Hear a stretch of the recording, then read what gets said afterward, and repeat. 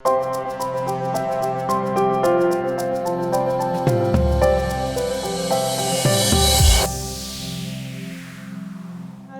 I actually got an internship through the Career Center here.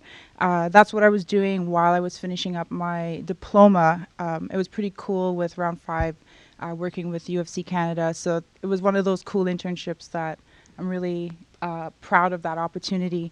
But my first full-time job was actually from the CEO of Candy Box Marketing, who came into our analytics class to present about, how he does his projects at his agency. And he opened up a position to the class because we were all graduating. He's like, I really want a student to come work with me and work on managing projects. And I was fortunate enough to win that job. So it was pretty cool. I would say that the opportunities are really endless if you look at the skills that you've learned over the last couple of years here at Humber and look at those skills and think, how can I transfer them into any job? So if you learn about technology or you learn about marketing or you learn about business, you can transfer that into any industry.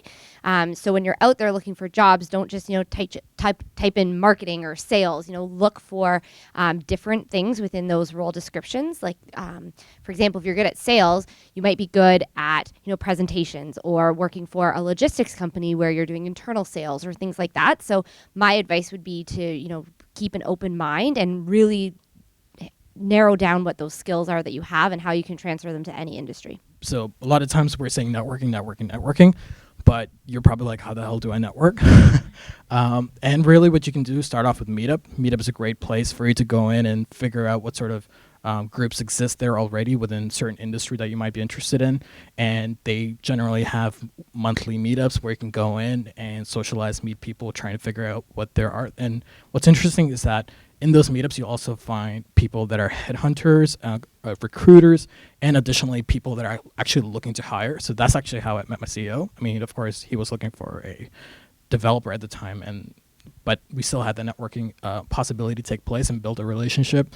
Well, I just finished interviewing 150 people for 28 positions that we have this summer. So one of the things that stood out to me were people that were excited to be there. So as Christina mentioned, everyone was really nervous to get up here and speak. That's how everyone comes into an interview as well, too, really nervous. And we did a group interview with 12 people and not one person smiled through the entire thing because they're just so nervous. So you want to make sure that you're getting your personality out there, especially if you are interviewing for a position where lots of people are interviewing. I can't tell you, any details about what was on anyone's resume, but I can tell you if they made an impression with their personality. So I'd say definitely find your thing. What's that thing that's going to make you stand out aside from your skills and everything like that? Like Natasha mentioned that she likes board games and she brought that up. Like little things like that are really going to help you stand out.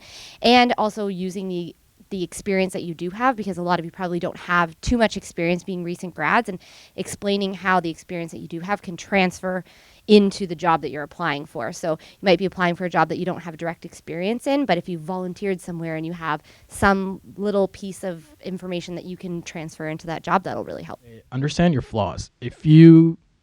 There's plenty of times where you'll interview someone, it's like, oh, tell me, what are you really good at? And there's going to be a list of 10 things. And then it's like, oh, okay, and what are your flaws or room to grow opportunities? And it's like, well, I'm actually a perfectionist, so that really slows me down sometimes because I really want to. It's like, no, that's everyone's response. Like if you're the type of person who doesn't take the time to understand what actually are your flaws or opportunities to grow or get better at, then that goes to show me that you're not really taking the time to understand yourself. Because if you're not understanding yourself, then you're like, how do I know that you're going to stay in the company 6 months and be and might not change your mind at it? So have that answer, and it's going to take some self-reflection. I know it's very different from prepare for the company, and I agree with all those, but I think understanding yourself as well too is very important, at least for me, because it assures me that you've taken the time to think about things